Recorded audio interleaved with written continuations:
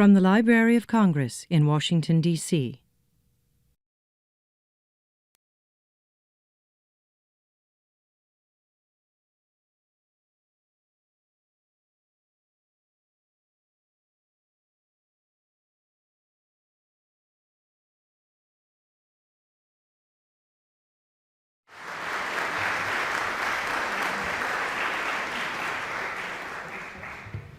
Good evening and welcome everyone. I'm Susan Vita, the Chief of the Music Division. We're really so excited to be presenting our 5th grade evening in partnership with the Country Music Association.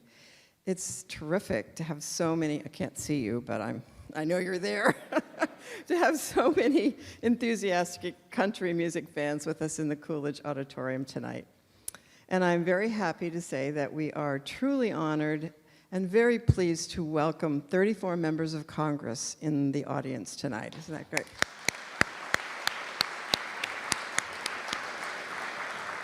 Good to see they love country. For the library, this collaboration is a wonderful way to celebrate the great music of America's heartland. We share with our good friends at CMA the warmest admiration for the songs and their creators, who are so brilliant at telling America's stories and so profound in touching our hearts. We consider ourselves to be most fortunate to be able to work with our good friends at the Country Music Association and our new colleague, Sarah Trahan, its CEO, in presenting the stunning artists like the ones you'll hear in a few moments. Sarah's in the audience. I'd like her to, can you bring up the lights, Solomon, for a second? Oh, there you are. There she is, yes. Thank you.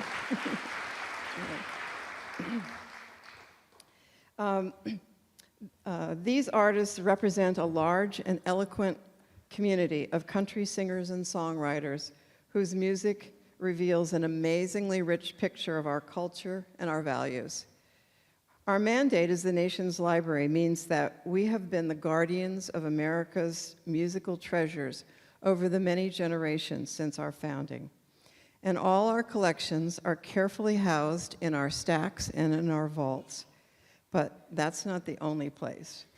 We not only have a top-notch concert series here, which you are experiencing tonight, featuring the very best across musical genres, but we love to share them with the very widest audiences we can. And so, in addition to live concerts and radio, the music division offers a huge and impressive range of online musical information and experience.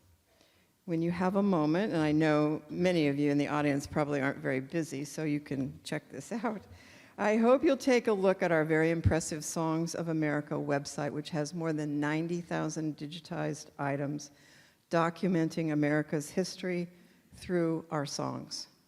You can sample country and folk music, classical, jazz, and pop, work songs and spirituals, sacred and secular, and read about the history of all those songwriters you found in your grandmother's piano bench. Now it's my great pleasure to introduce the host for this evening. Thank you all for joining for what I know will be a deeply enjoyable moment in the library's ongoing celebration of our country music legacy. Please join me in welcoming Bill Anderson.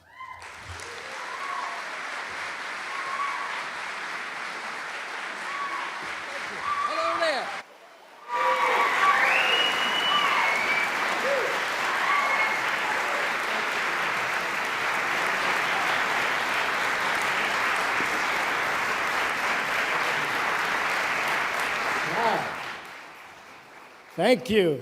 Well, that's our show. Thanks for coming. Thank you so much. What a thrill and an honor it is to bring country music tonight to the Library of Congress in Washington, D.C. I don't know if any of you have ever been to one of our CMA Songwriters Series shows before, but they're very, very special. And those of us that are lucky enough to get to take part in them are the ones that probably enjoy them the very, very most. We get to visit with friends, and we get to play music and have a good time. The Songwriter Series has been going on and has traveled all over the world. But let me give you just a little bit of background. A long time before there even was a CMA Songwriters Series, and even in the early days of the CMA itself, a bunch of us that wrote songs used to get together a couple of times a month at somebody's house usually, and we'd bring a guitar, just like one guitar, and we'd just sit around in a room and we would try to knock each other out with whatever the latest song was that one of us had written. We were so anxious to sing that as soon as one person got through singing, the person next would reach over and pull the guitar out of their hands so they could be the next one to sing. And before you knew it, those sessions were known as guitar pulls. And you go to Nashville today, and the word guitar pool means that you're just all sitting around having a wonderful time playing and singing music. The last time that I had the opportunity to play and sing in a library probably wasn't an opportunity. I was a student at the University of Georgia. I knew there'd be one here. And I was in the library at the University of Georgia about my sophomore or junior year, supposed to be in there studying, and I got an idea to write a song sitting there in the library. And I took the eraser of my pencil and I started tapping it on the table, and I was humming along, and in a minute there was a tap on my shoulder, said, "You can't do that. If you continue that, you're going to have to leave." It was the librarian, and she was very, very nice and asked me not to do it anymore. But I don't know, sometimes when you just feel like you want to be creative and do something, you can't hardly stop yourself. And I started again in a few minutes, tapping, and she came over and she said, "I'm sorry, but we'll have to ask you to leave." And I want to dedicate this performance tonight at the Library of Congress to the librarian at Georgia that kicked me out.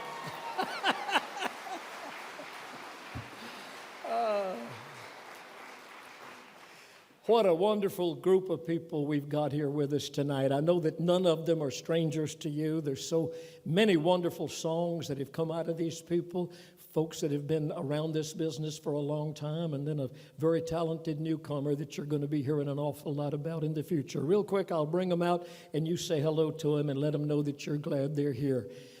I say that he's from the state of Georgia, but he's really not. He lived in Georgia for a long time and started some of his early music there, but he's a Texan. And must be some folks here from Texas. Welcome to the United States.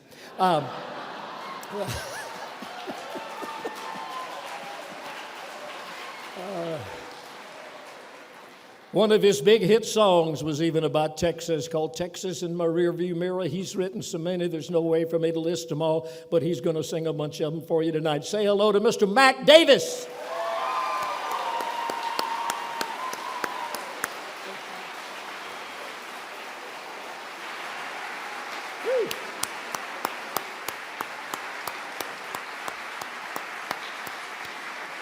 Thank you. Looks just like he does on TV, don't he?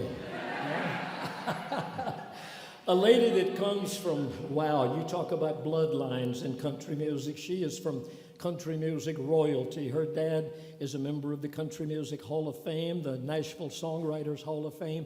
He's been voted Entertainer of the Year by the Country Music Association on more than one occasion. She is his oldest daughter, and she is talented and lovely. Her father's name is Mel Tillis. Miss Pam Tillis.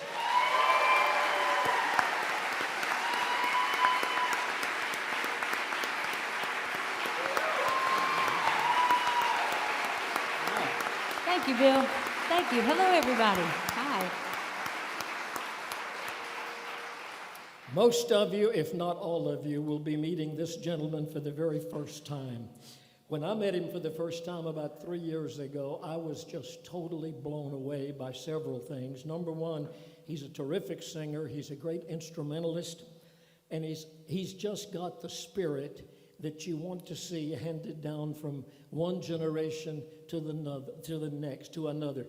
When you listen to this man and see him and listen to what he's capable of doing, you know that the future of country music is in good hands. He is from up near Rockford, Illinois.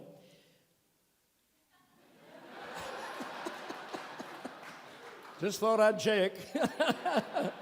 Say hello, if you would, to Mr. Mo Pitney, ladies and gentlemen.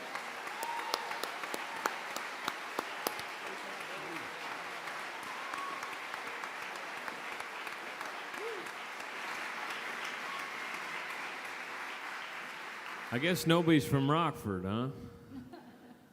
Anybody from Northern Illinois, anywhere? Okay. Anybody here like country music?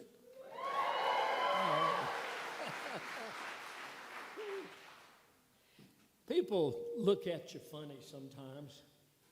When they ask you what you do, you fill out an application somewhere at for most anything. You're getting a new something or another, and you got to fill out your name and your address and your occupation. And you ought to see the funny looks you get sometimes when you write your occupation down, songwriter. One lady came up to a friend of mine who is a great songwriter, a member of the Songwriters Hall of Fame, a Texas boy you know very well, Sonny Curtis. His wife was working in a convenience store near Nashville, and a lady came through the checkout line and said to her, she said, "Miss Curtis, I understand your husband is a songwriter." And she said, "Yes, he is." She said, "You think you could get him to write out the words to Mule Train for me?" Which is not exactly what a songwriter does. So what does a songwriter do? Well, most of us do as little as we can get by with. But if you got a good imagination and you're not afraid to just let it kind of run with you, it's amazing what songwriters can do.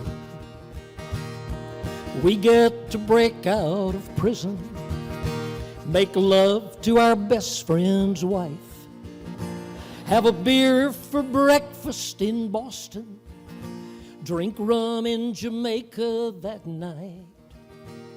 We get to tell all our secrets in a code no one understands.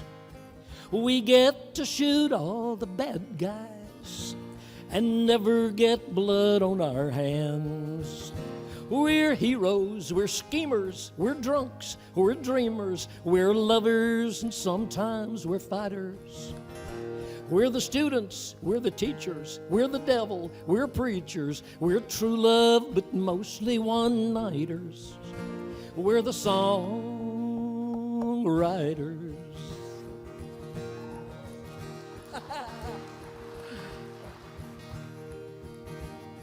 Half of the world thinks we're crazy.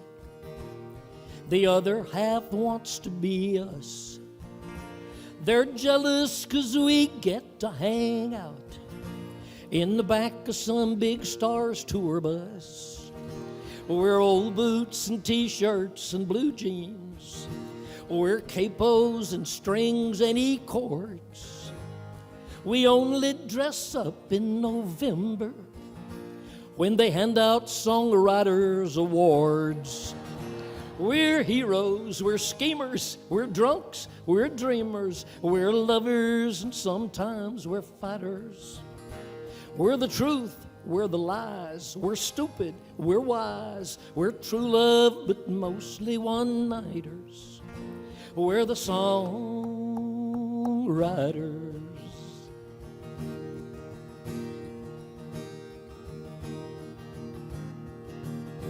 We write bridges, cross them and burn them, teach lessons but don't bother to learn them.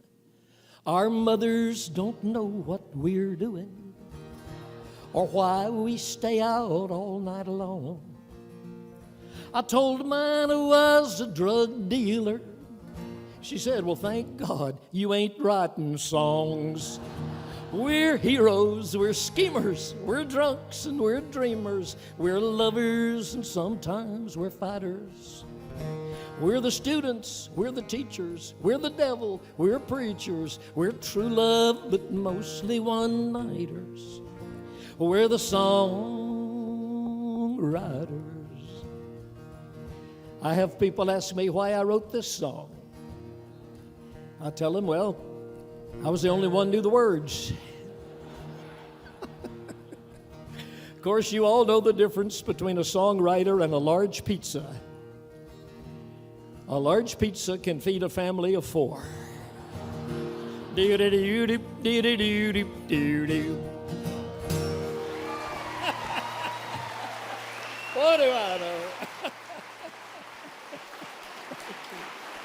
Woo!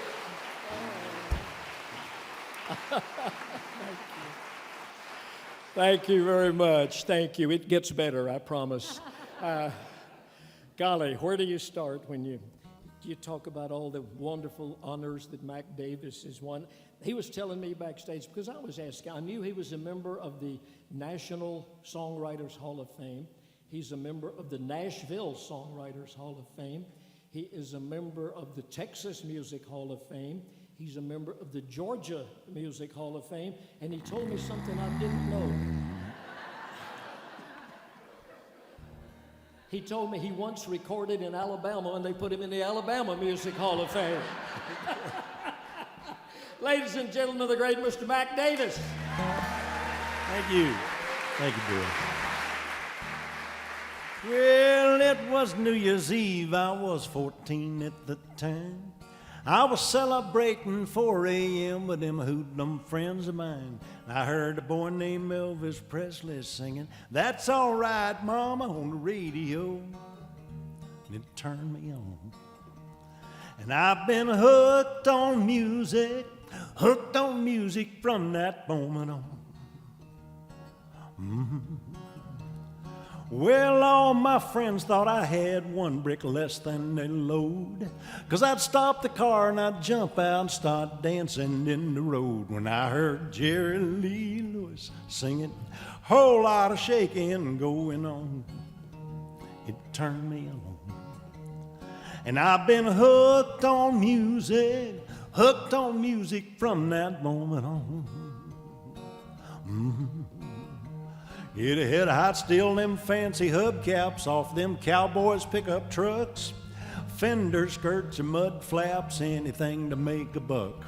I'd sell 'em right back to 'em out behind the rodeo, just to make a little money to take my little honey to a rock and roll show. And I hung around that skating rink where Buddy Holly played. I could not believe one man could have such fun and still get paid. When I heard that local DJ playing, "That'll Be the Day," it turned me on. It turned me on. And I've been hooked on music from that moment on. I finally got some tickets to see Elvis live and hot, and my girlfriend almost jumped my bones going back to the parking lot. And I knew that it was not my great physique, good looks, and charm that left that Texas teeny bopper's nail prints in my arm. So I bought myself a guitar. I wrote me a lady's song, and I could change the name to fit my latest flame, and that sucker never came out wrong. I'd sit back and sing it soft and low, watch them as it slowly turned them on. I tried to turn them on. And I've been hooked on music from that moment on.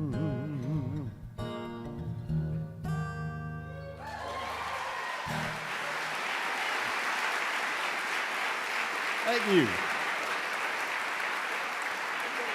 Thank you.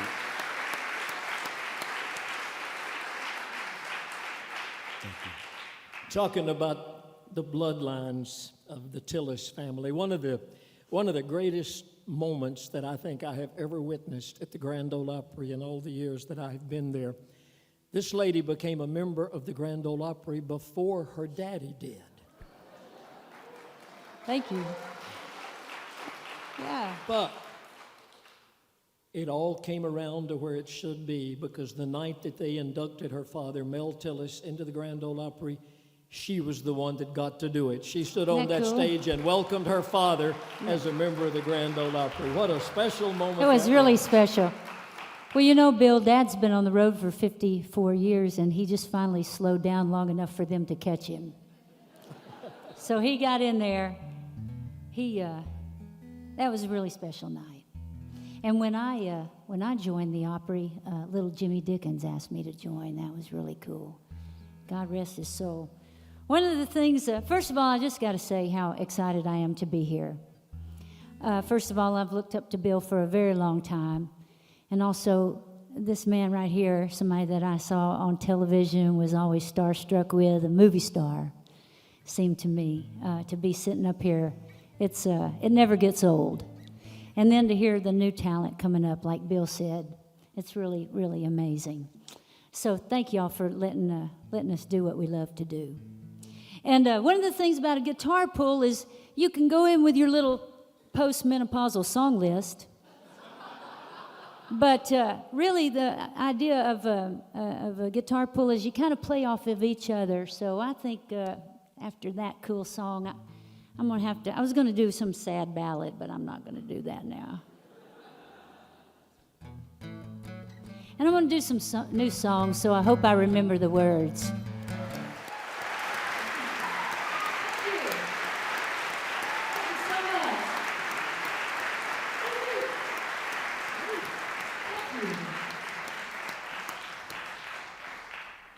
Country music has gone through a lot of changes down through the years. There will be phases and fads. Different kinds of songs will become popular, and then, I don't know, somehow country music seems to always kind of take that U-turn and come back to its roots.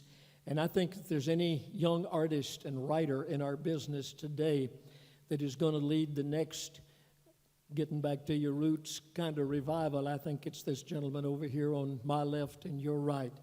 I'll just let him do his picking and singing and let his music talk for him. He's recording for Curb Records. He has his first single record out right now, and it's going up the charts and looks like it's going to be a big, big hit. Would you say hello one more time, Mr. Mo Pitney, ladies and gentlemen? Thank you, guys. Kind of amazed to be on stage with all these guys, and I kind of was going to do a different song to start off with, but I was kind of inspired as I heard you guys sing. I'm going to sing a song that I have actually never played before out, so pray for me. I might not remember the words. I wrote this a year ago with a buddy of mine, Philip Layman's, and I'm just wanting to try it out on some people, so I think I'll do that. This is called Reminds Me of Montgomery.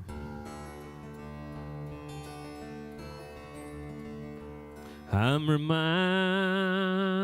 of Montgomery when magnolia gets to blooming in the spring. Rocking chair, cup of coffee as the morning breeze is blowing through my screen.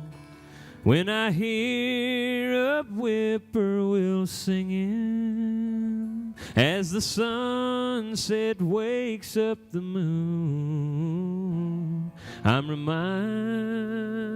of Montgomery, and Montgomery reminds me of you.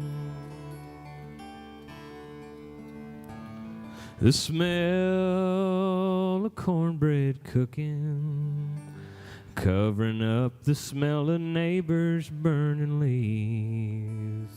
A mama's back door somewhere squeaking as she's calling all her babies in to eat. The sound of pine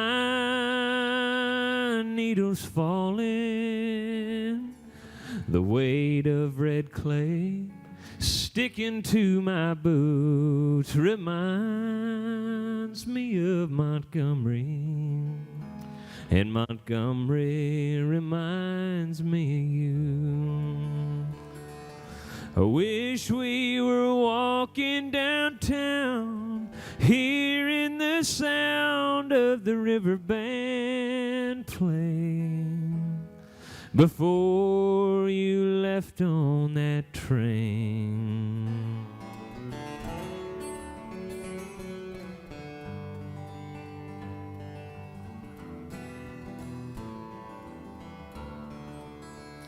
A simple handshake from a stranger, catching a fish and turning him loose reminds me of Montgomery, and Montgomery reminds me of you. It reminds me of Montgomery, and Montgomery reminds me of you. Thank you. Woo. Thank you, guys.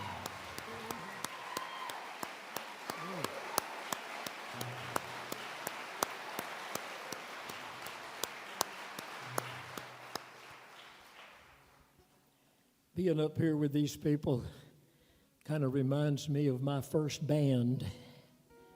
I couldn't have been in the band, but it was my van. It's the only way I got to be in it. We have a saying in Nashville that it all begins with a song. And what that means is before a singer can go in and sing, before a musician can play, before an engineer can push all the buttons, somebody or some group of somebodies has to write the song. It all begins with the song. And that's what this is about tonight. This is not showing off a lot of fancy instrumentation and stuff. This is about the songs in their rawest form. Harlan Howard, one of the greatest songwriters that ever lived, was asked one time to describe country music. He said, Harlan, what is country music? And Harlan gave an answer for the ages. He said, country music is 3 chords and the truth. Back when I got into business, there weren't any country music songs with more than 3 chords. Some of them just had 1 or 2. I want to kind of take you back to the very beginning. I was born in Columbia, South Carolina, but raised right outside of Atlanta, Georgia. And I started trying to make up songs when I was about 9 or 10 years old. First song I ever tried to write, I had never been west of Atlanta. And the first song I tried to write when I was about 9 years old was called Carry Me Back to My Old Texas Home. I didn't even know where Texas was on the map.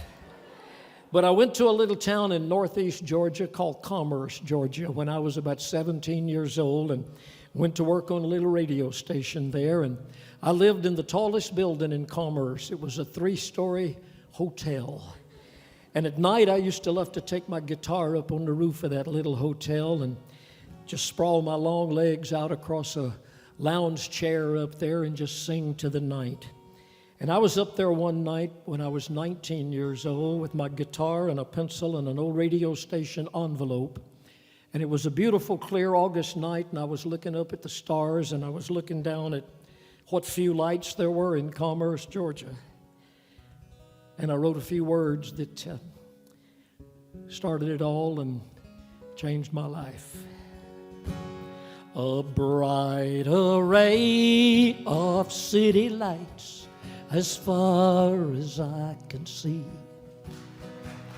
The great wide way shines through the night for lonely guys like me. The cabarets and honky-tonks, their flashing signs invite a broken heart to lose itself in the glow of city lights. Lights that say forget her name in a glass of sherry wine. Lights that offer other girls for empty hearts like mine. They paint a pretty picture of a world that's gay and bright, but it's just a mask for loneliness behind those city lights.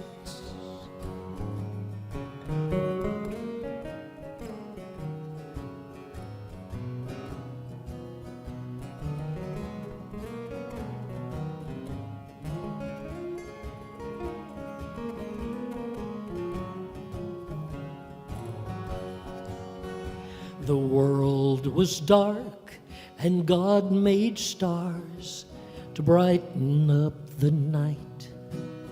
Did the God who put those stars above make those city lights? Did he make a place for men to cry when things don't turn out right? Are we just supposed to run and hide behind those city lights? Lights that say forget her love in a different atmosphere. Lights that lure are nothing but a masquerade for tears. They paint a pretty picture, but my arms can't hold them tight. And I just can't say I love you to a street of city lights. No, I just can't say I love you to a street of city lights.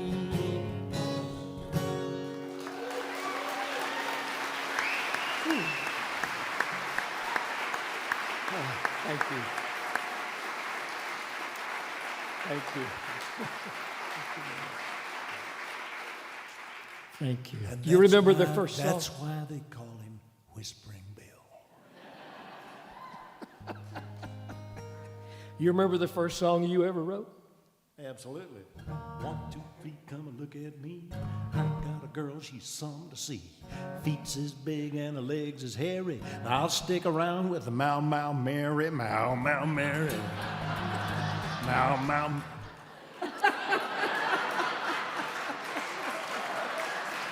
I didn't even know what a Mau Mau was. But it sounded like something weird, so I wrote a song about it. What was your first hit? Well, I was going to play that, as a matter of fact. It's got more than 3 chords. But it's the truth, right? It is. Back in the 1900s, I won't say exactly when, but I met a guy who knew a guy who knew Elvis Presley. And he was going to do a special called the Comeback Special, though Elvis would tell you he never really left. And I was asked to try to write a song to bookend this segment. I don't know, probably a lot of y'all saw that special where he had the black leather outfit, and he sang a bunch of his old 50s hits, and they wanted something to bookend that, about looking back over the years. And I had 24 hours, actually less than 24 hours. I had about 12, 13 hours to write this song, and I did. And it got in the special, and I got my first hit. Memories pressed between the pages of my mind. Memories sweeten through the ages just like wine. Quiet thoughts come floating down and settle softly to the ground like golden autumn leaves around my feet. I touch them and they burst apart with sweet memories. Sweet memories of holding hands in red bouquets and twilights trimmed in purple haze and laughing eyes in simple ways and quiet nights and gentle days with you.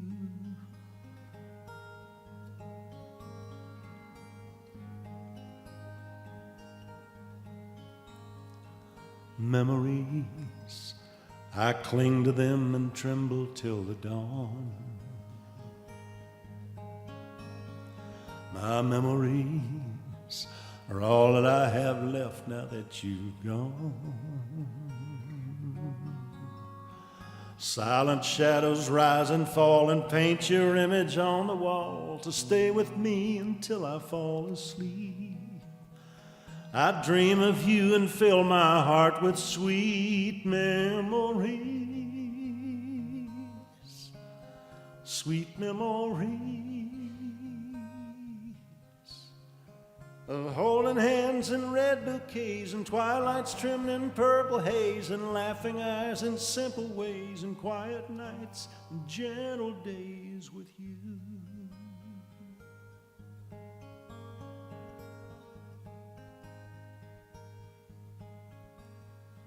Memories, sadly fragrant flowers turning brown.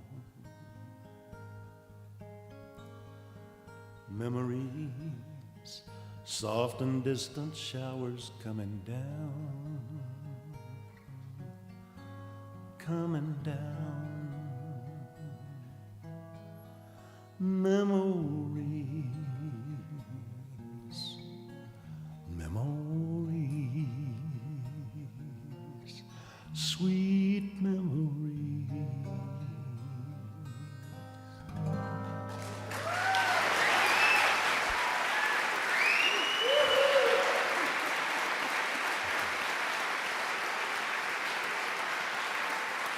Thank you.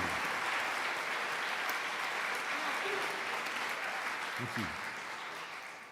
Pam, growing up with Mel Tillis as your dad, and golly, it would take all night to list the great song. He wrote Detroit City, Ruby, Don't Take Your Love to Town, just goes on and on and on.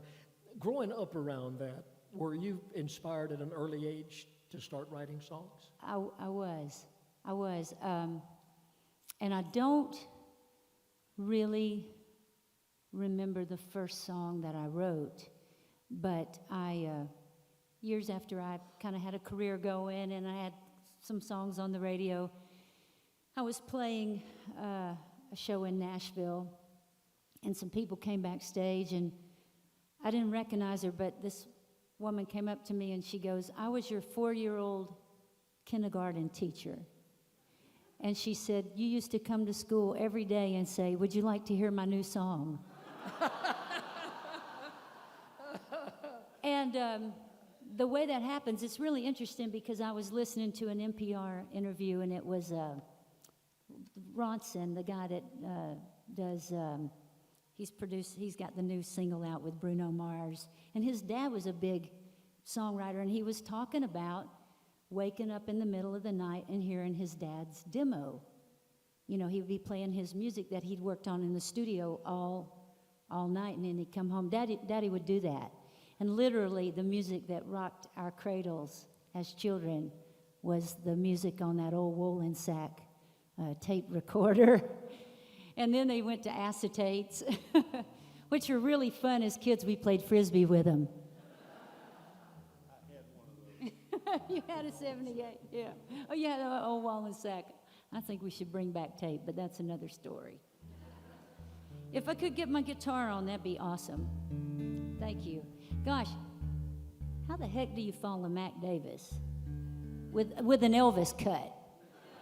Thanks, Mac. Jeez, I don't have an Elvis cut. Man, that's... But I got a song about memories, as I'm sure every songwriter has. And a lot of times you don't realize where a song is coming from. It's something that has settled like dust in your subconscious. And sometimes you don't realize until much later after you've written the song where it actually came from. And I wrote this song with my friend Bobby Tomberlin, and it's called Last Summer's Wine. And a few months after singing it on the road and test driving it, I realized that I'd seen it in the TV guide. There was a show, a bunch of old British dudes. It's called Last Summer's Wine. And that is not what this song is about. It's also inspired by my little brother. My little brother, Sonny, is also, Mel Tillis Jr., Sonny, is also a fantastic songwriter. And, but on the side, well, let me tell you, it's sort of like the Kevin Costner movie, you know, Build It, They Will Come. One day, Sonny just decided to haul off and plant a vineyard. Single-handedly, we got 1,500 grapevines in the front of my dad's farm in Ashland City. I guess he's thinking, plant them, they will drink. But I was thinking about how romantic a vineyard is. And this song was kind of born out of all that.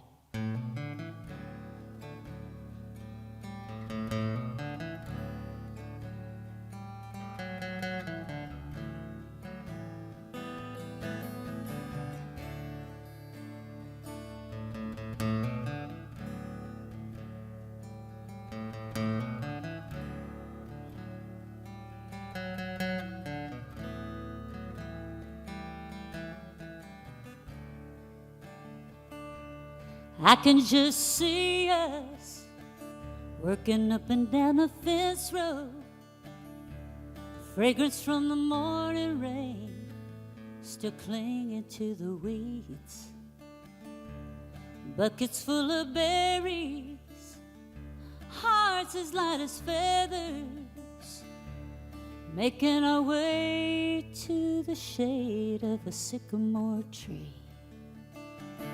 It's like we hit the jackpot of Mother Nature's bounty.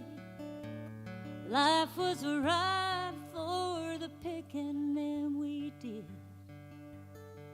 Something told us to hold on to that moment in time. So we set about making last summer's wine.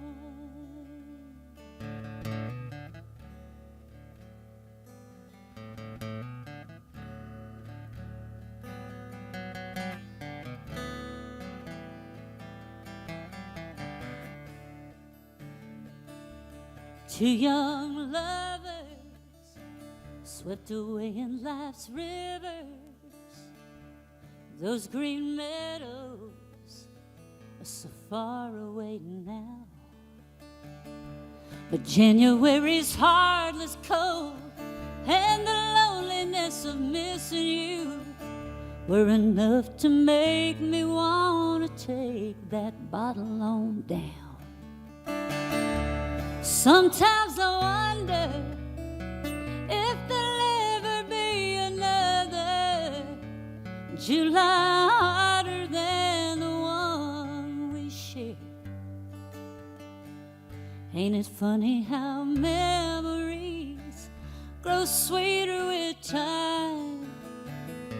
Tonight I'm craving last summer's wine.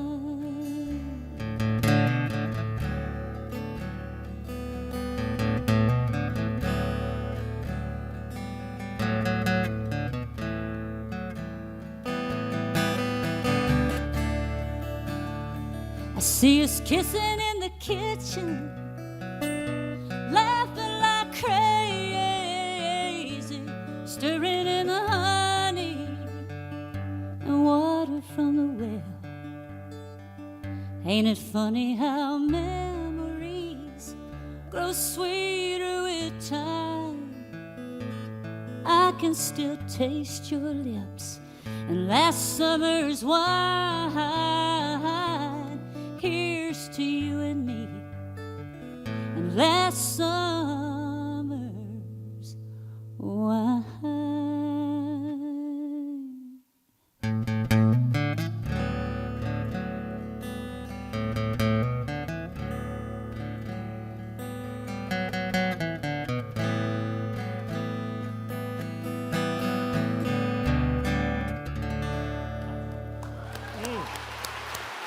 Thank you.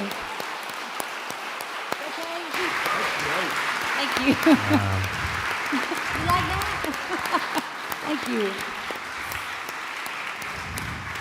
I tell you what, Thank you.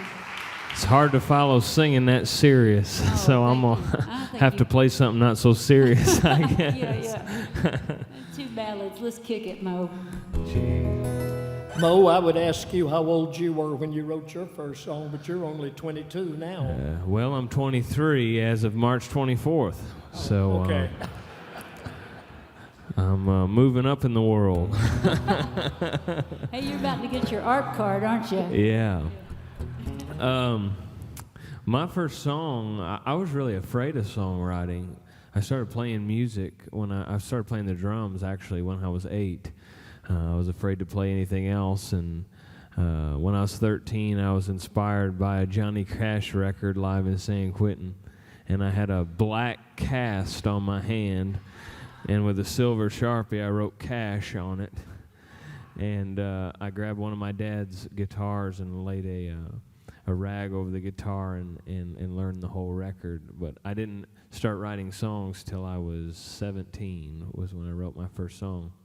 And I actually wrote my first song with my dad and a guy named Billy Lawson.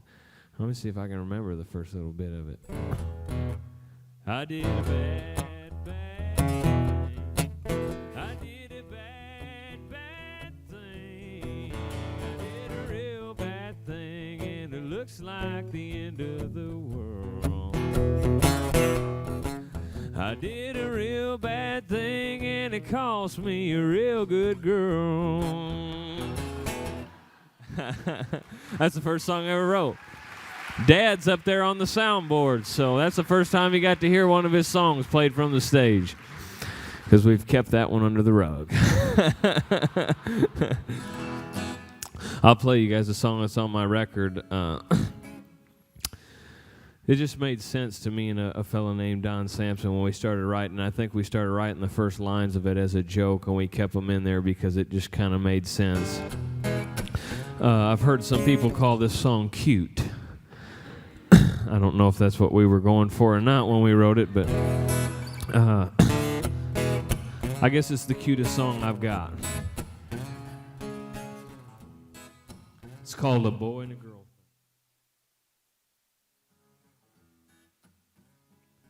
He's grown, she's got cooties, that's just how it's supposed to be.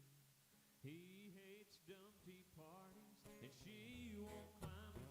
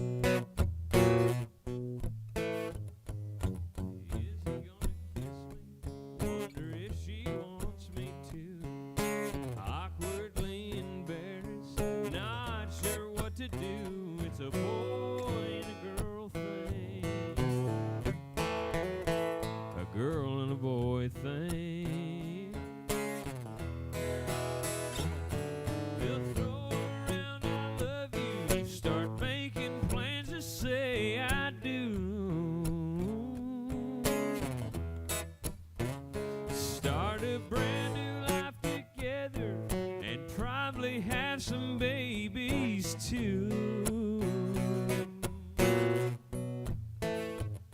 They'll fight and act like children, but make up like they're 17. And even when they're 80, it's still gonna be a boy and a girl thing. A girl and a boy thing. A girl and a boy thing. A boy and a girl thing.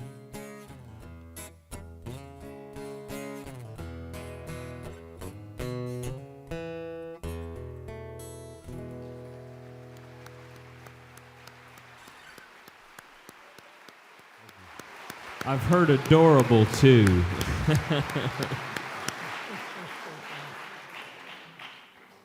Great job, Mo. Thank you. Hello. I know I don't play all that well, but don't turn me totally off.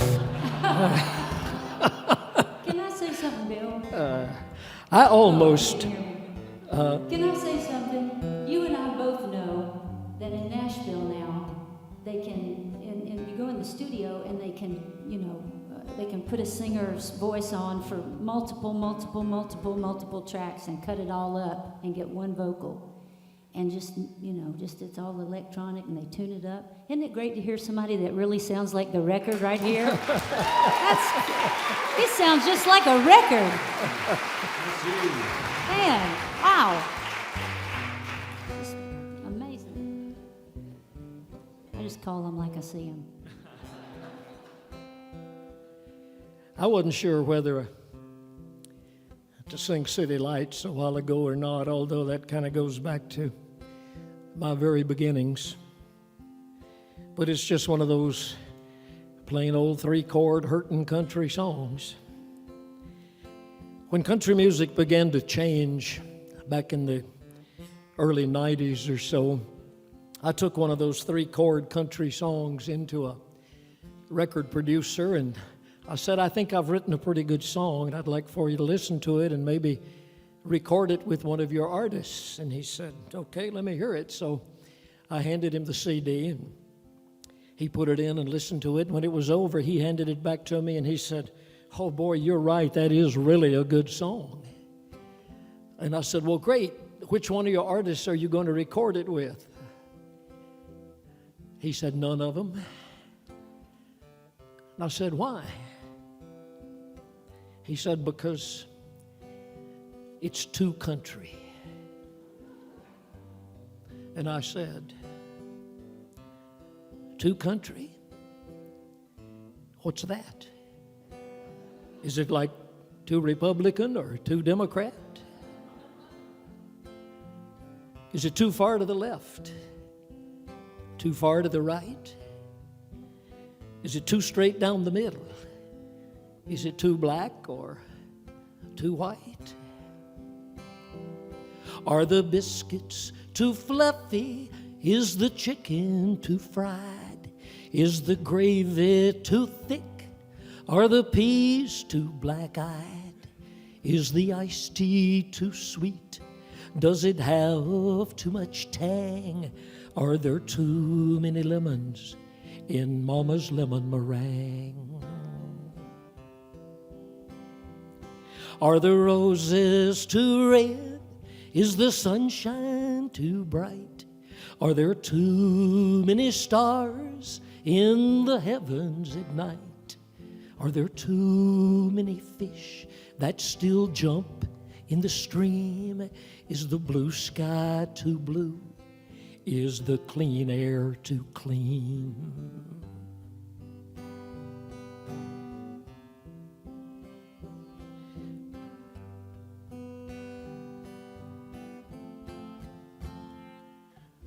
Too country. What's that? Is it too many pearls of wisdom under Grandpa's old hat? Is it just too old-fashioned? Is it just too antique? Is the question too strong? Is the answer too weak? Is the grace too amazing? Is the steeple too tall? Are there too many yes sirs, yes ma'ams, and how are y'all? Is the message too real, too close to the bone? Do the fiddle and steel remind you too much of home? Is honest and true just not in demand? Too country. Too country. Too country. I don't understand.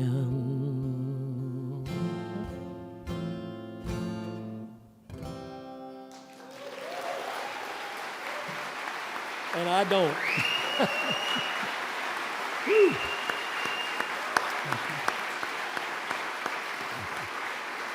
Thank you very much. Thank you.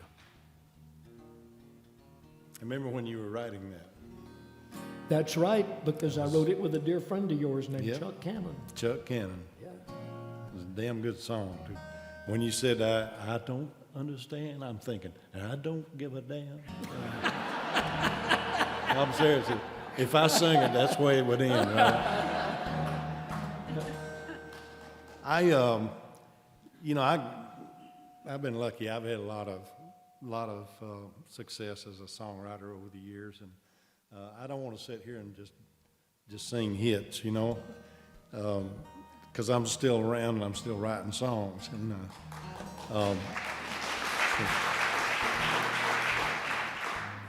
you talking about computer stuff? I had a big hit with an artist named Avicii, who probably half y'all hadn't never heard of Avicii, but I wrote a song called "Addicted to You" that I'm not going to sing for you because it's a girl's song, really. And there was a girl singing it on Avicii's record. It's called "Addicted to You." And I'm asked all the time, all of us are, how do you write a song? Where do songs come from? And if people don't fathom that. My daddy, when I first learned to whistle, I started making up songs. And we'd be in the car or something, my daddy'd say, "What's that you're a-whistling?" And I'd say, "Well, I made it up." And he'd say, "Did not." You don't make up songs. You heard that somewhere. And my wife is out there. She'll tell you. She learned that firsthand. That he was pretty stubborn about. I wrote a song called "Watching Scotty Grow" and about my first son. And he says, "You know that song you wrote about my grandson?" I said, "Yeah." And he said, "You know where you say me and God are watching Scotty grow?" And I said, "Yeah." And he said, "There in the first part of that song, you said, I'll sit here and drink a beer and listen to the radio." And I said, "Yeah." He says, "You ought not to mention beer and God in the same song."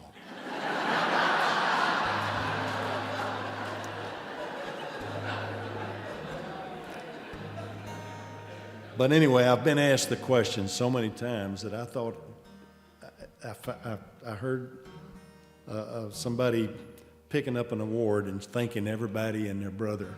And she said something that just rang a bell with me. And I thought, well, maybe that's the answer. This is a brand new song.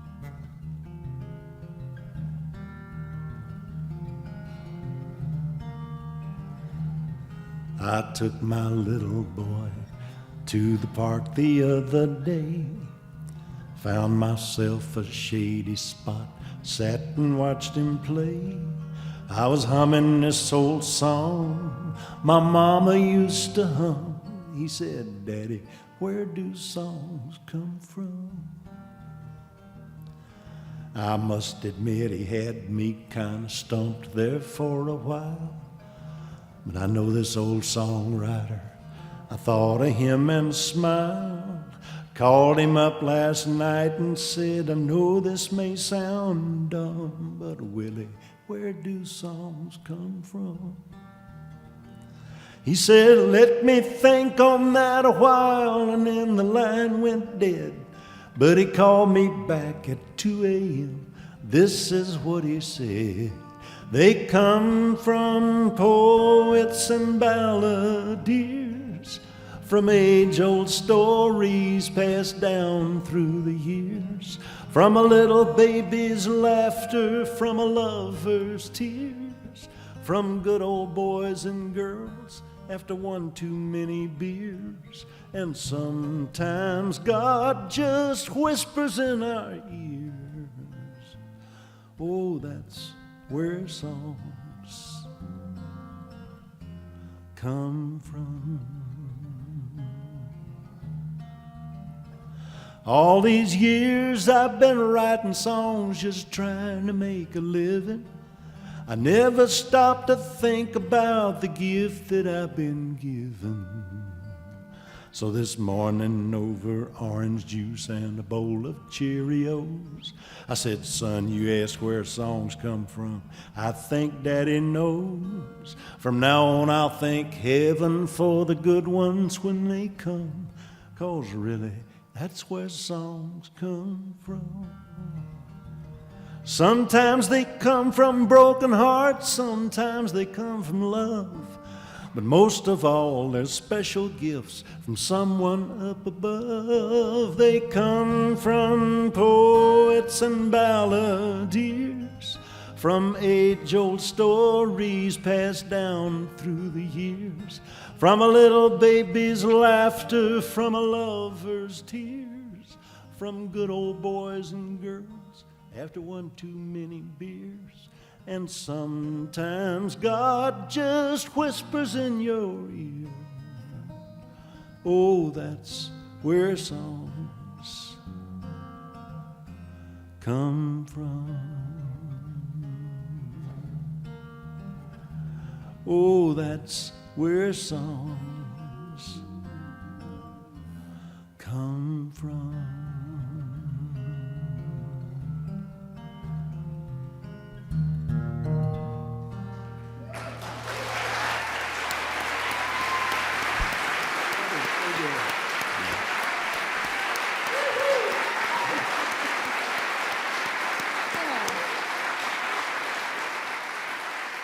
Thank you. Thank you for not quitting writing. Thank you for that. Thank you. Thank you. Oh, God, your melody's just killing me over here. Dang. Dang. I got to follow Mac Davis again. It's like a reoccurring nightmare. Let's see. Maybe I'll mention a song I wrote with my brother. I mentioned my brother, and I do a little song. I love bluegrass. One of the things I love about bluegrass is there's no money in it. I had my first bluegrass cut not too long ago. It was up for Bluegrass Song of the Year. I've made tens and tens of dollars. Some of the best pickers in the world are in bluegrass, and I'm not one of them. But this is a little grassy thing. And I'll tell you where this song came from. I was on the tour bus one afternoon getting ready for a show. And the radio was playing up front, and it played that Eagles song, Tequila Sunrise. And I thought to myself, Self, you don't have a tequila song in your repertoire. Everybody needs one. It bothered me. So I got home and I told my brother, I said, Sonny, I need a good tequila song in my repertoire. He said, okay. What do you want to write about? And I like characters. I like songs about imaginary characters. So we made up this story about this woman, kind of like Miss Kitty in the Old West, Wild Wild West, and we pitched. Some of y'all are too young to know who Miss Kitty was. But she was a saloon singer. She had fiery red hair and wore those emerald green gowns, and her job was to entertain all those cowboys, all those dusty cowboys that came through the door. We named her Tequila Mockingbird. I know. It's a slow, smoky scene at the county line cantina where strangers stop to hear her sing a song. She's a legend around these parts, stealing all the hearts. The cowboys on the way to San Antone. She used to be a desert rose with ballerina toes, but that wasn't in the card she chose to play. The pages of her life are wrinkled, but her Spanish eyes still twinkle every time she steps out on the stage. Tequila Mockingbird, flying underneath the neon moon. Tequila Mockingbird, dreaming of a love that ended too soon. She sings a saddest song you ever heard, so bittersweet. Tequila Mockingbird. Well, once she had a man, and they called him Diamond Dan. He was wild and reckless as a Mustang stud. Till one night, tequila found him with the gamblers gathered around him, lying in a pool of cheaters' blood. Tequila Mockingbird, flying underneath the neon moon. Tequila Mockingbird, dreaming of a love that ended too soon. She sings the saddest song you ever heard, so bittersweet. Tequila Mockingbird. She sings, ooh, it wasn't God who made honky-tonk angels. Ooh,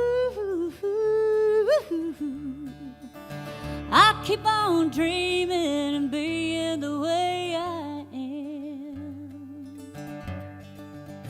Tequila Mockingbird, dreaming of a love. Oh, I messed up the words. Let me get that again. Tequila Mockingbird, flying underneath the neon moon.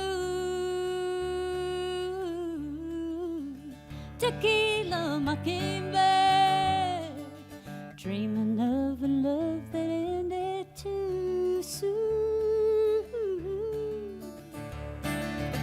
She sings the saddest song you ever heard, so bittersweet. Tequila Mockingbird.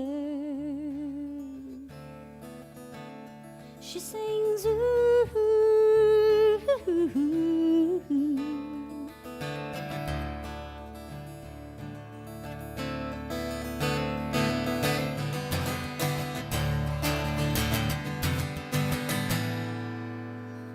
Imagine a fiddle playing something really cool there.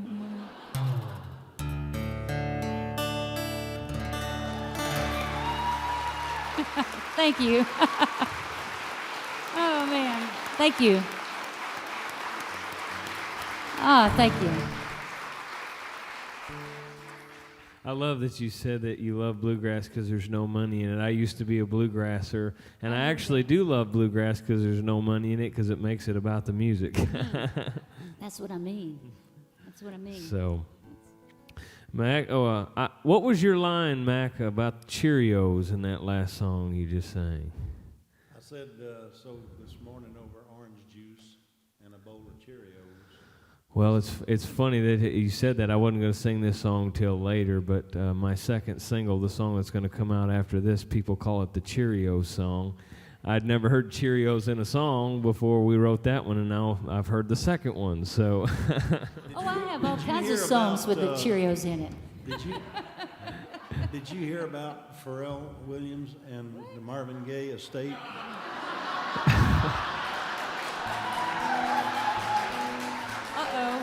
I will sue you.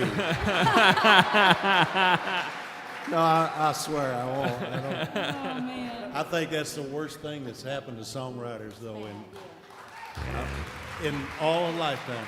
It's bad enough that the internet has taken our money away. Frankly, our way to make a living. But then to have somebody to be able to sue you because your song kind of had the groove that another song had, that don't get it with me. That does not get it. It's got to be stolen. And anyway, I'm sorry. That's all right. Preach. Well, anyways, I'm going to sing this song that everybody calls the Cheerios song. This actually is a song called Clean Up on Aisle 5, and I played this the first night I played the Opry. It's one of my favorite songs on the record. I wrote it with a buddy, Will Nance, and I think God was in the room when we wrote it, because it's one of those ones that God just whispered in your ear. It just came out in about 40 minutes, and we're proud of it. I stopped off at the grocery store to pick up a few things, and I was reaching for some Cheerios when I heard someone say my name. I knew exactly who it was, and my heart started to race. I turned around, my legs got weak when I saw her face. There stood the girl that broke my heart just a year ago. I thought that I was over her, but little did I know that running into her like that would leave me in her trouble, wishing that we'd never said goodbye. And if I wasn't standing in that store, I'd have laid right on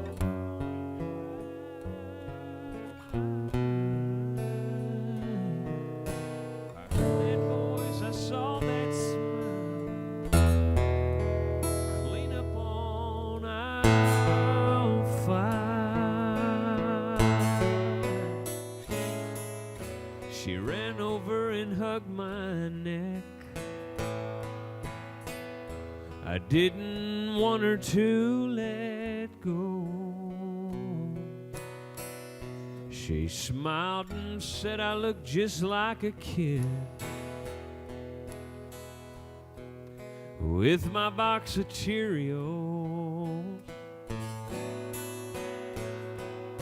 We laughed and talked about old times, which wasn't all that smart, as it just left me with an emptiness when she pushed away her cart. And if I wasn't standing in that store, I might have laid right on that floor and cried.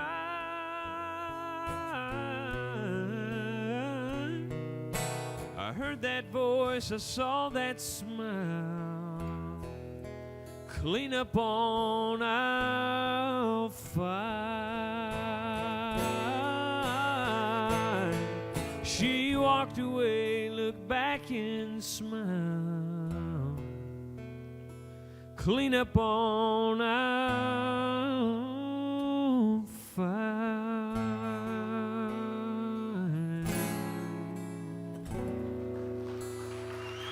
Thank you.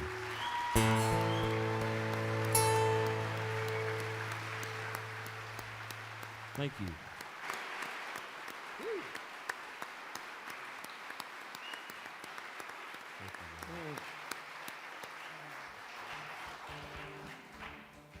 I've got this song about Raisin Bran.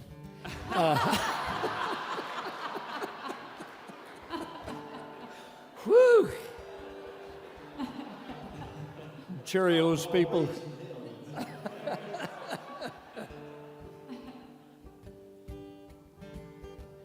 I don't want y'all to think that every song I ever wrote is 50 years old. Some of them's older than that. I discovered a thing for about 30 years in Nashville. I wrote every song that I wrote by myself. I thought that was the way that you did it. I thought what you did was get real lonesome and miserable in the middle of the night, pull down all the shades, turn the lights down real low, and write a sad country song. I thought there's no way that although I'd heard about it, I said, I just cannot picture making an appointment to go write a song. Because songwriting was so personal to me. I thought, it's you go in a room by yourself and you bare your soul. And I thought, I can't get naked in front of anybody else. And that's what it would be like. But you know what? I discovered that you can write songs with other people, and I discovered that it's a lot of fun because you get in a room with 2 or 3 people that kind of think like you do, and you kind of have that same goal in mind to tell a story and to set it to music and to share that experience with some of your close friends. It's a wonderful feeling. I was in a room with a great record producer named Buddy Cannon and a great young singer-songwriter from Montgomery, Alabama named Jamie Johnson one day back in 2006. And we had gone to Buddy's office with the sole purpose of trying to write a song together. And we got there about 9 o'clock in the morning, and we sat around a round coffee table, and we drank our coffee, and we told stories and lies, and did that for about an hour. And then it was kind of like, well, we need to get to the business at hand. So Buddy Cannon looked at me, and he said, Bill, if you got a good idea, because you try to bring an idea to a writing session. He said, if you got a good idea of something we can write? And I said, no, I really don't, not today. I said, what about you? And he said, no, I really don't have an idea either. And we both looked at Jamie Johnson. And Jamie said, well, I'm going through a divorce. I said, well, if you're a country songwriter, you can't write a song about going through a divorce. You need to turn in your poetic license. So Jamie picked up a guitar, and we all kind of leaned across the table and put some ideas together. And we had no idea that day in 2006 that in 2007 this would be voted the Country Music Song of the Year. She was storming through the house that day, and I could tell she was leaving. And I thought, oh, she'll be back. And then she turned and pointed to the wall. And she said, that picture from our honeymoon, that night in Frisco Bay, just give it away. She said, give it away. And that big 4-poster king-size bed where so much love was made, just give it away. She said, give it away. Just give it away. There ain't nothing in this house worth fighting over, and we're both tired of fighting anyway, so just give it away.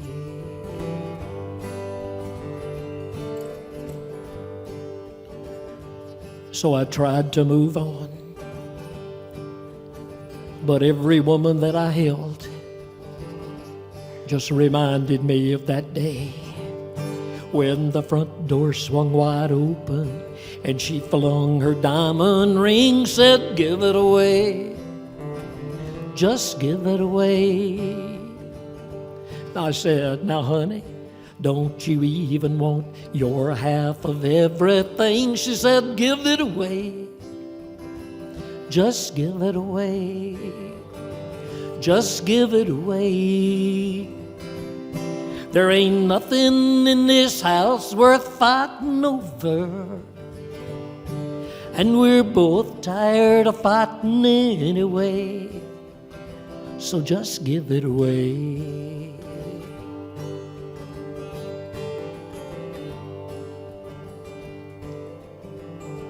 So I'm still right here where she left me,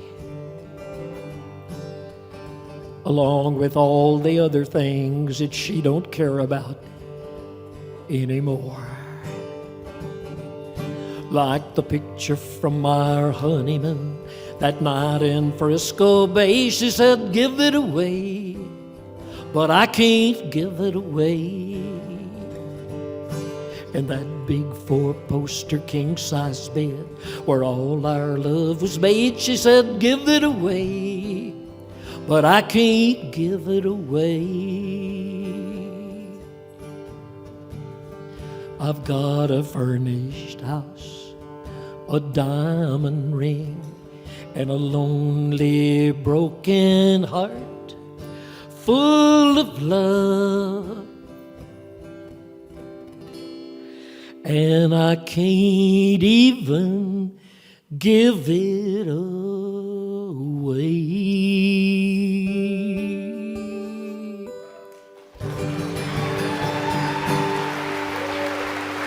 Woo! Thank you. Oh, thank you. Whew.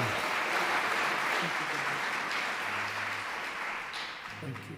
I've never had a George Strait cut. I never had an Elvis cut. I'll give you 2 or 3 of them. You talking about writing sad songs. When I first got started, I'd gone through a divorce. I had some of the saddest songs you ever heard in your life. And I was known for it around Los Angeles. And I had my first single on Columbia was called Whoever Finds This, I Love You. And it was about an orphan that was throwing notes out of the window. And this old man picked it up and it said, Whoever finds this, I love you. And he enjoyed the summer talking through the fence to the little girl, and then he died. And she started throwing notes out the window again that said, Then I had a song called Daddy's Little Man that was a hit with a guy named O.C. Smith that was about a divorced father, and it said, my, just look at Daddy's little man. Stand up and let me take a look at you. My, you must have grown about a foot or 2 since last weekend. Divorced dad, problems. I had Don't Cry Daddy with Elvis Presley was a big #1 record. It was all about, Daddy crying in front of his kids. And then finally, though, I think I wrote the saddest song that maybe that's ever been written. And I played it for the king of sad songs,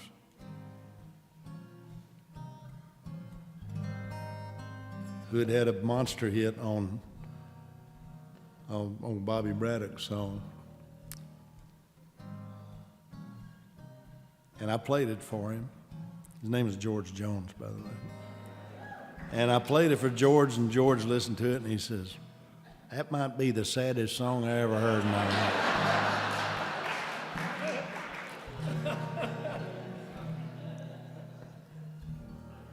And he said, I'd cut it in a minute, but I wouldn't want to be responsible for 1,500 rednecks jumping out the window on Christmas morning.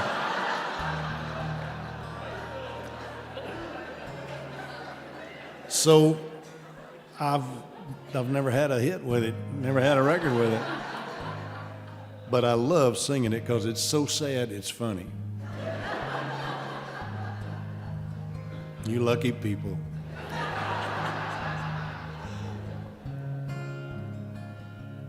There's no mistletoe hanging on my door this year.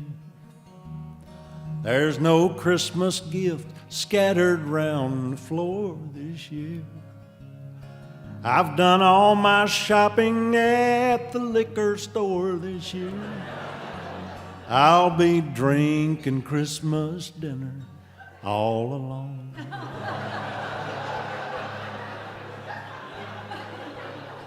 There's nobody here to celebrate with me this year.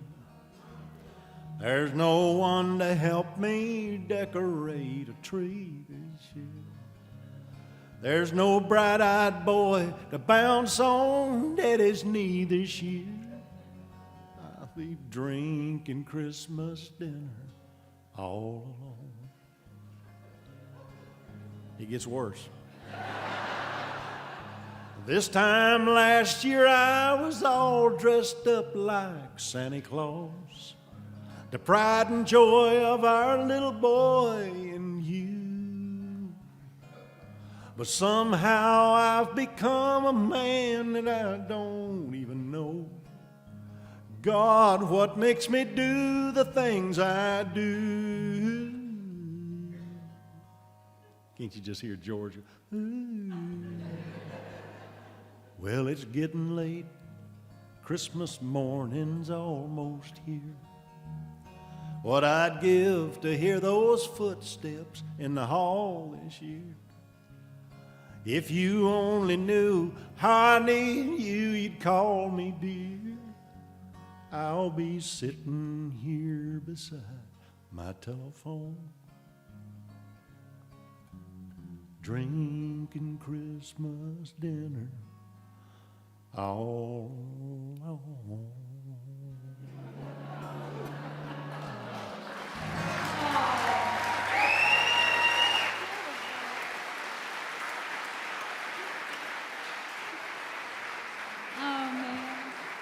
And then I thought it'd be great to end it with the little guitar player and some jingle bells going ding, ding, ding, ding, ding, ding, ding, ding, ding, ding, you know.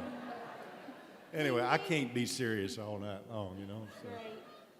Oh, man. I wish George was alive to cut that. I really do. Drinking Christmas dinner all alone.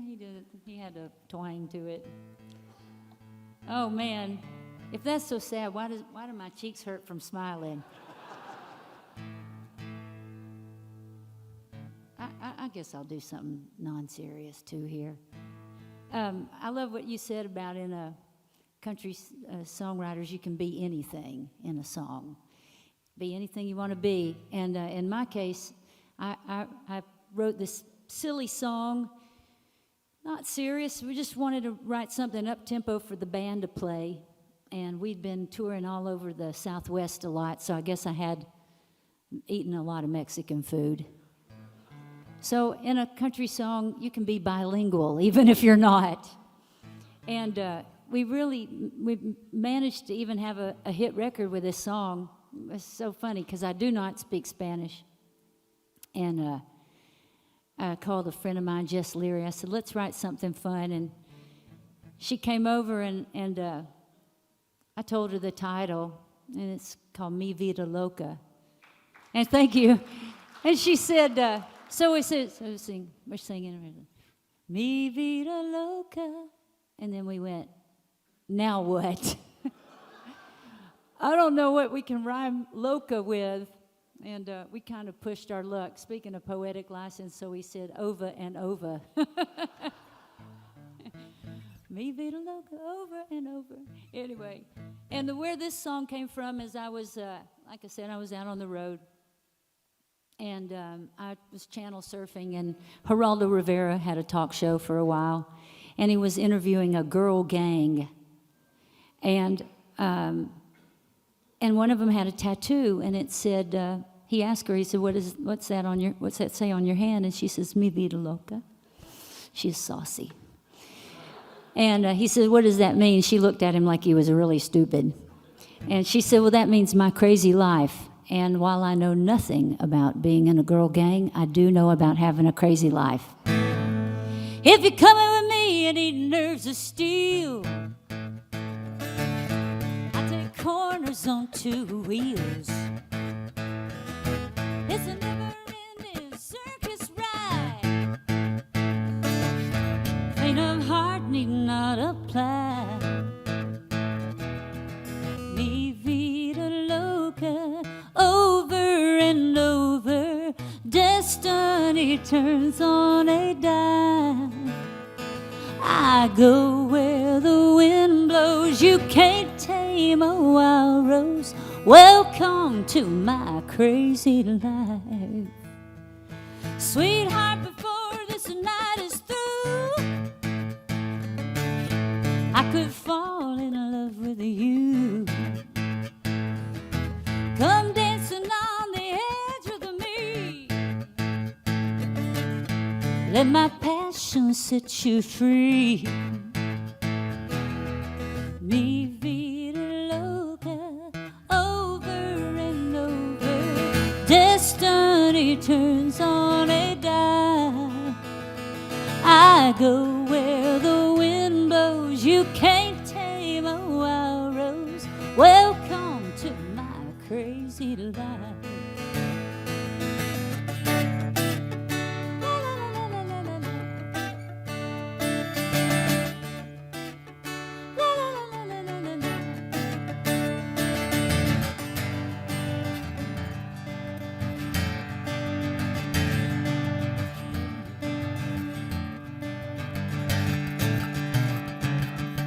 Here in the firelight I see your tattoo. Mi vida loco, so you're crazy too. Mi vida loca, over and over. Destiny turns on a dime. I go where the wind blows. You can't tame a wild rose. Welcome to my crazy life. We'll go where the wind blows. I'll be your wild rose. Welcome to my crazy life. La la la la la la la la.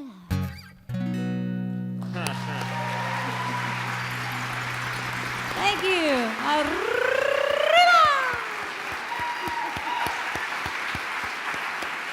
Thank you. I love that. We got guitar.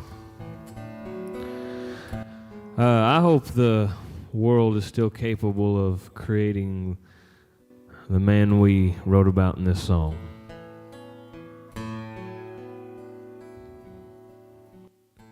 He don't say much these days, but when he does, you better listen.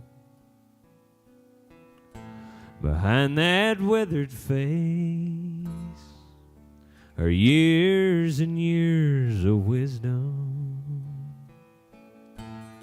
He doesn't get around like he used to anymore, but when the grandkids show up, you can see his spirit soar. He still lives by the golden rule. He still thinks checkers are cool. One woman's love is all he's made love to. He's old school.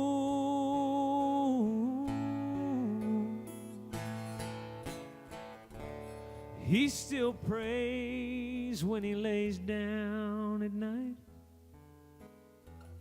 Thinks right and wrong, still black and white. Says it might hurt, but always tell the truth. 'Cause he's old school.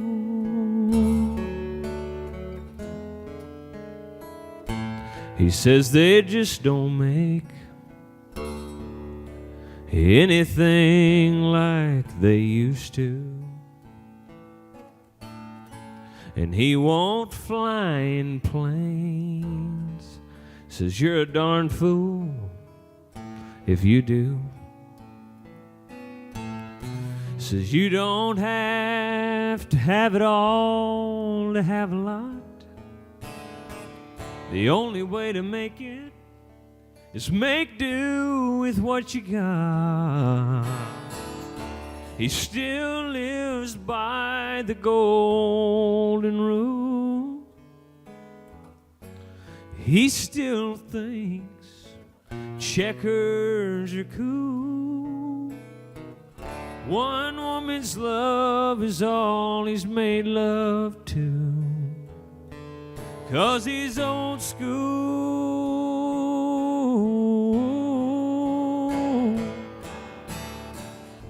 He still prays when he lays down at night. Thinks right and wrong, still black and white. And when he dies, he knows where he'll be going to. 'Cause he's old school.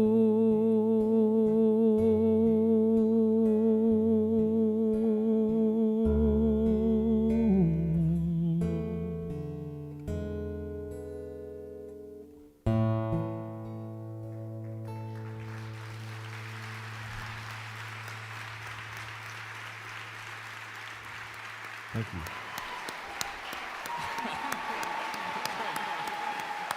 That did not just happen.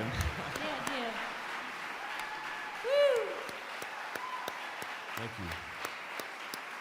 Wow. Thank you. Man. Great song. Thank you. Wow, that's terrific. So that's the saddest song you ever wrote, the Christmas one? Probably not.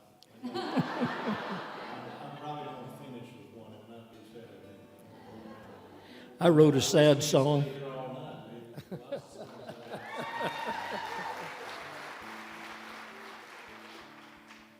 I wrote a sad song for my ex-wife. It's called The Only Good Years We Had Were the Tires on Our Car.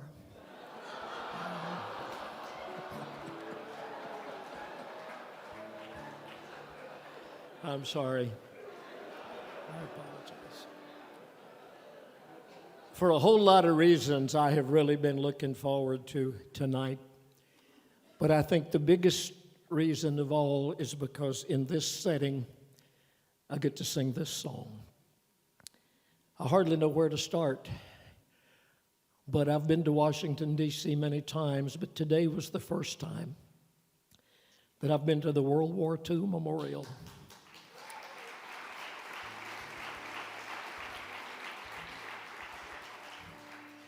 And I've got a song on my latest record. It's a true story, or based on a true story, of a man that fought in the Second World War in the Pacific. His son is a friend of mine, and his son was telling me one day that the one thing his dad wanted to do more than anything else was to visit the World War II Memorial. But he said, you know, my dad has done something kind of strange all of these years. He said when he came back from the Second World War, he put all of his memorabilia away. He very seldom, if ever, talked about his experiences in the war, except for one thing. He kept out his old Army hat. And everywhere that he would go, from 1945 or 46 up until the present time, he never left the house unless he was wearing that Army hat on his head. And I told his son, I said, man, that is a song waiting to be written. And I got a friend of mine named Walt Aldridge, a great songwriter from down in Alabama, and I told him the story. And he said, yeah, you're right, we've got to write the story. So I took a little liberties in the fact that this was not about my grandfather, but this is totally a true story, and everything in this story actually happened. And it means more to me today than it did this time yesterday, because I'd never been there till today. He came home to Tennessee, a young man at the end of 45. Only one of 7 men in his platoon that made it back alive. He must have seen some tough times, but he never talked too much about all that. Put his pictures and his memories in the cedar chest. Everything but his old Army hat. By the time I graduated, the winds of change had blown across our land. They were burning flags and draft cards when they bothered to take some kind of stand. And we used to laugh at Grandpa like he was some old relic from the past, 'cause he never left the house lest he was wearing that funny-looking, worn-out Army hat. Every eye was on him anytime he went anywhere. They whispered and they pointed, but you could tell my grandpa didn't care. I ain't wearing this for them, he said. It's a whole lot more than that. For my buddies who gave everything, the least that I can do is keep on wearing this old Army hat. He called me up one morning, said he'd seen it on the news on his TV. They've opened up a monument to World War II in Washington, D.C. I ain't getting any younger, and I wish someone would take me to see that. I couldn't help but think they're gonna laugh at you up there if you show up in that silly army hat. Two strangers both saluted as Grandpa walked up to the monument. One said, "Thank you, soldier, for a job well done." The other said, "Amen." And a young boy said, "Sir, my daddy went to war and never made it back. Would you take a picture standing here beside me? And maybe let me wear your army hat." Every eye was on him, and there was not a dry one in the crowd. They whispered and they pointed. Grandpa stood up extra tall and proud. He said, "Son, just keep it," when the young boy tried his best to give it back. "You're a brave little soldier, son, and every soldier needs his very own authentic army hat. For your daddy who gave everything, the least that I can do is pass on this old worn-out army hat."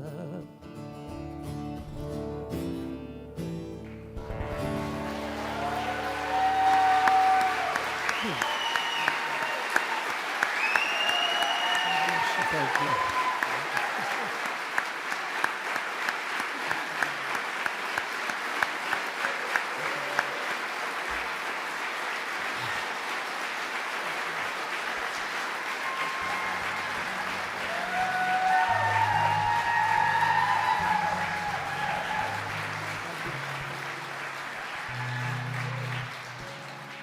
Thank you. Thank you very, very much. There are so many, Mac, just I'm not cutting sorry you about out. I that. just want to mention one Sorry, thing no problem. tonight.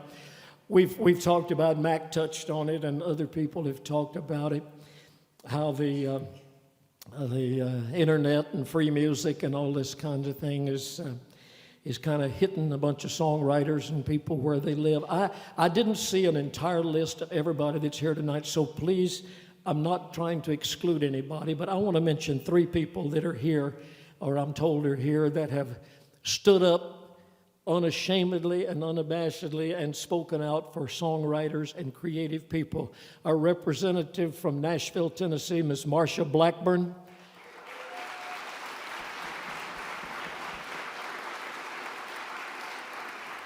Representative Doug Collins from my home state of Georgia. And Representative Jim Cooper, who represents a big part of Middle Tennessee. Thank all of you for what you've done. We appreciate your efforts, and I hope you won't stop. Thank you.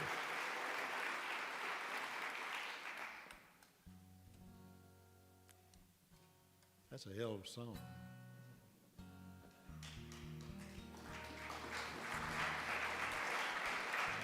Ain't got nothing in it about Cheerios. What? What'd you say? I said it doesn't have anything in it about Cheerios. No, it doesn't. Neither does this one. You know, I've said these kind of deals. You know, you sit there and think, God, I wish I'd have sung this, and oh man, I wish I could have sung that, and oh shoot, I was saving that, and then time runs out on you, you know. But I have to do this one. So, as the snow flies on a cold and gray Chicago morning, a poor little baby child is born in the ghetto, and his mama cries. 'Cause if there's one thing that she don't need, it's another little hungry mouth to feed. in the ghetto. People, don't you understand? The child needs a helping hand, or he'll grow to be an angry young man someday. Take a look at you and me. Are we too blind to see? Or do we simply turn our heads and look the other way? Will the world turns? And a hungry little boy with a runny nose plays in the streets as the cold wind blows in the ghetto. And his hunger burns. So he starts to roam the streets at night. He learns how to steal and he learns how to fight in the ghetto. And then one night in desperation, the young man breaks away.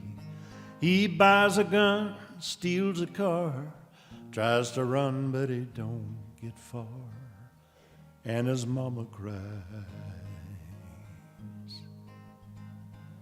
as a crowd gathers round an angry young man face down in the street with a gun in his hand in the ghetto. And as her young man dies, on a cold and gray Chicago morning, another little baby child is born in the ghetto. And his mama cries.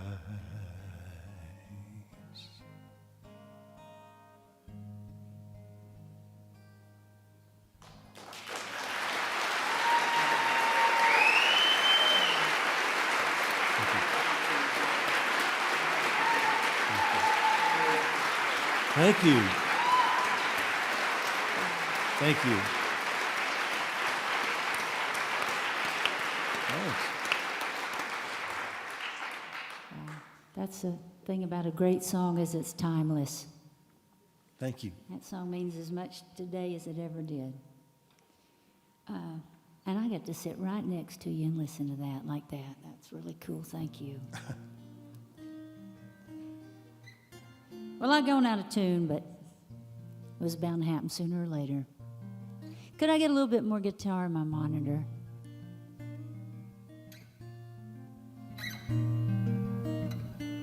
You guys having a good time? It seems like you are.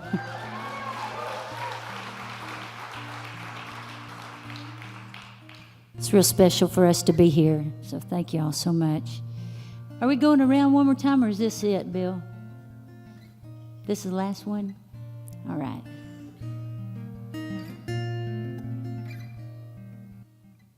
Sometimes these bones, they get to aching.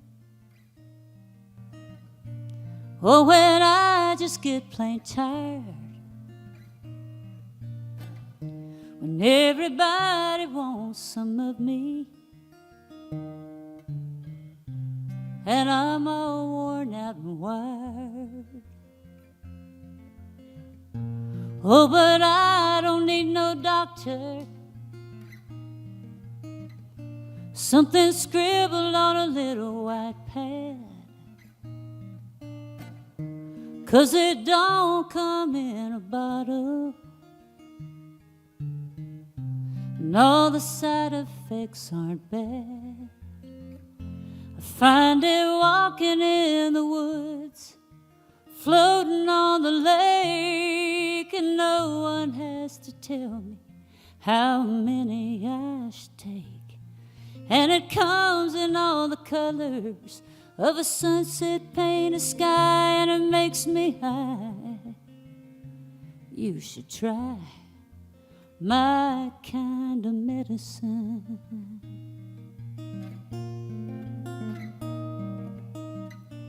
Oh, it don't take long to notice this world is full of God-shaped holes. And if you get me to preaching, brother, I'll get on a roll. 'Cause there's people out there peddling all kinds of counterfeit hope. Don't get me wrong, now I'm not meddling, but if you ask me how I cope, well, I watch the same old movies that always make me laugh, and I throw that stick 100 times, watch my dog bring it back, and I saddle up the horses, get lost for hours out on a Sunday ride. Works every time, my kind of medicine.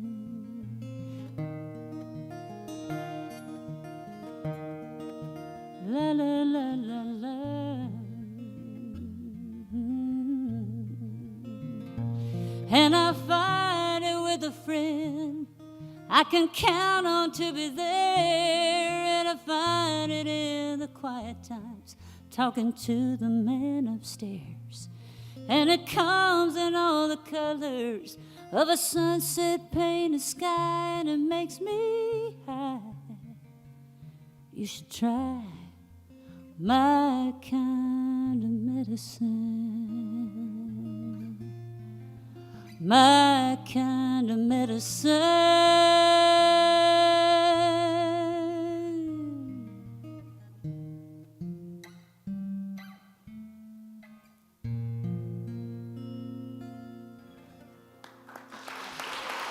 Thank you so much.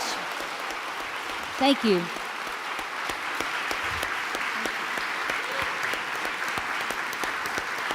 Are you going to do something after? Is this the last song? When Well, I introduced Mo Pitney tonight, I said that he currently has a record on the charts. And that's pretty exciting because it's his first single release, and it's very difficult to get a new artist onto mainstream country radio today. But stations are playing this all over the country, and I can't think of a better song in this setting, in the middle of this great city. A greater song, a better song to kind of put the lid on our show tonight. So I agree. From the country charts. This is a song that Bobby Tamerlan's name came up, but Bobby introduced me to Bill. And the first day that we hung out, we talked about country music, kind of is what we started talking about, which led us to talk about life and what we believed about life. And then we put the two together and started talking about what we believed about country music and country living. And then we just decided to talk about what we thought the word country meant. And we talked half the day. We weren't even thinking about writing a song, I don't think. And around 2 o'clock, we realized that we'd already had the song written. We said mostly everything we wanted to say in the song, so we put all this stuff in 3 minutes. We tried to say what we were trying to say, but thank you guys for having us. This has been an awesome night, and I'll dedicate this to you guys. This is a song called Country.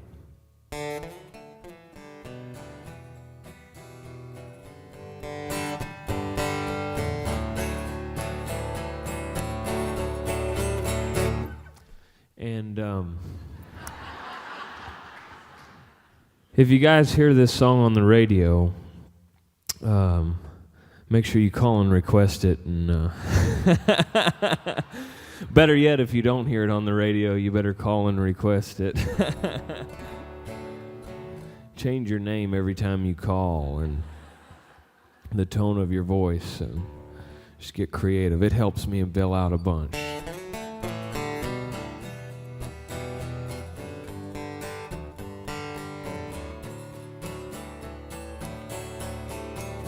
Have you ever picked guitar on your front porch in the morning as the sun was rising?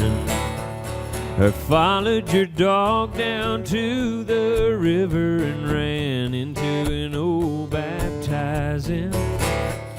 Do you think to pull off on the side of the road and that big black hearse is passing?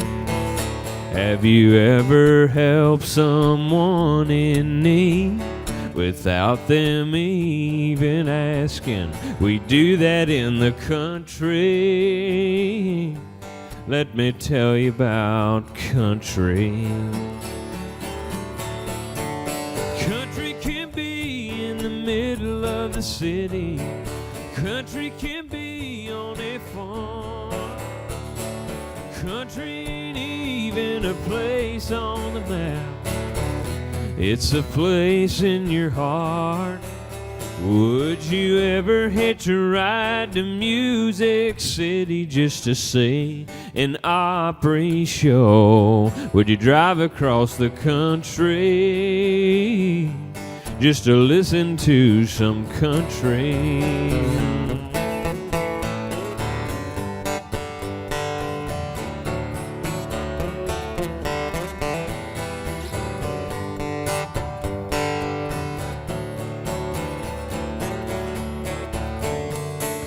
Country can be in the middle of the city. Country can be in a barn. Country ain't even a place on the map. It's a place in your heart. Have you ever been there at the courthouse square for the parade on the 4th of July? With a tear on your face and a lump in your throat as you watch Old Glory go by. Or sat through a service where they played taps for a soldier who never came home. Or looked in the sad brown eyes of his mama as she touched his name on that stone. He fought for his country and died for his country. Yeah, I love my country. Let me tell you about country.